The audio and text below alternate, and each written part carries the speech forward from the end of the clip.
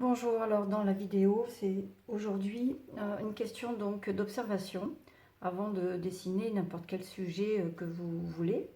Donc justement pour les personnes qui n'ont pas encore vu la vidéo sur le tracé du cercle, je vous invite à la regarder et à vous poser la question de ce que vous regardez quand vous tracez un cercle. D'accord? Donc maintenant ce qu'on va regarder, c'est ce que l'on voit quand on trace tout simplement une ligne droite. Donc une ligne droite d'un point à un autre. Je place la mine de mon crayon sur le point de départ et là je vais visualiser le point d'arrivée. Donc j'anticipe le crayon et je vais même visuellement, avant même de faire le geste, voir la ligne. Bon, la prévisualiser si on veut. Je vais aussi, pourquoi pas même, faire le geste à blanc. Je prépare ainsi le mouvement du bras. Je sais que je vais lever le coude et que je vais pouvoir glisser de la gauche vers la droite. Si je suis mal à l'aise au niveau du bras, c'est-à-dire que je sens que mon bras bute contre le corps, le buste, je vais déplacer en fait mon corps, ou alors je vais déplacer le bloc, le carnet, un petit peu plus sur la droite. Et de cette façon, voilà, je vais avoir déjà un déplacement du bras beaucoup plus facile.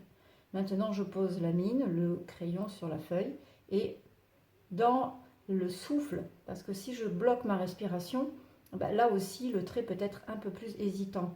Donc j'inspire et je souffle. Allez, on en refait un autre. Voilà.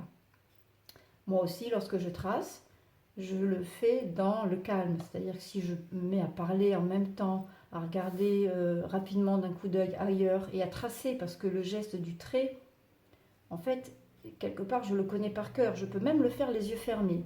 Voilà, je trace les yeux fermés. Vous voyez que ma main connaît le geste. Mais ce qu'il faut, c'est en fait constamment avoir un œil sur ce que l'on voit et sur ce que l'on fait. Et anticiper sur ce que l'on va faire.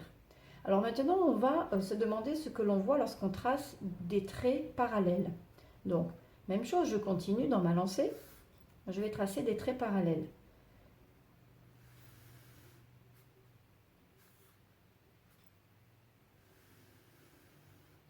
Alors, si vous le faites vous-même, au moment où vous avez commencé à faire un premier trait, c'est une ligne droite, puis vous placez donc une deuxième ligne quelque part plus loin, parallèle, un petit peu plus éloignée de nouveau.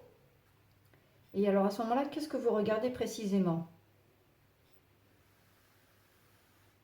Qu'est-ce qui vous permet de tracer ces deux lignes parallèles? Sur quoi se porte votre regard? Est-ce que vous suivez, alors toujours la pointe du crayon? Est-ce que vous suivez le trait finalement, hein, au moment où il se fait? Est-ce que vous anticipez le trait? Vous visez le point d'arrivée par exemple?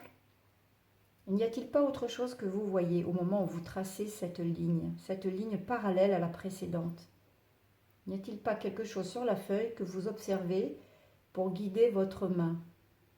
Alors regardez ceci. Vous voyez, cette partie-là qui est donc une bande, en fait, je l'observe attentivement au moment où je trace. Poursuivons.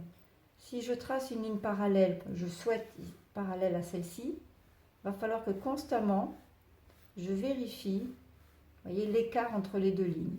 Donc, on se rend bien compte que finalement, ce n'est jamais ni la pointe du crayon, ni le trait lui-même que l'on regarde. On se préoccupe de ce qu'il y a de part et d'autre de la ligne. Voilà pour les lignes parallèles.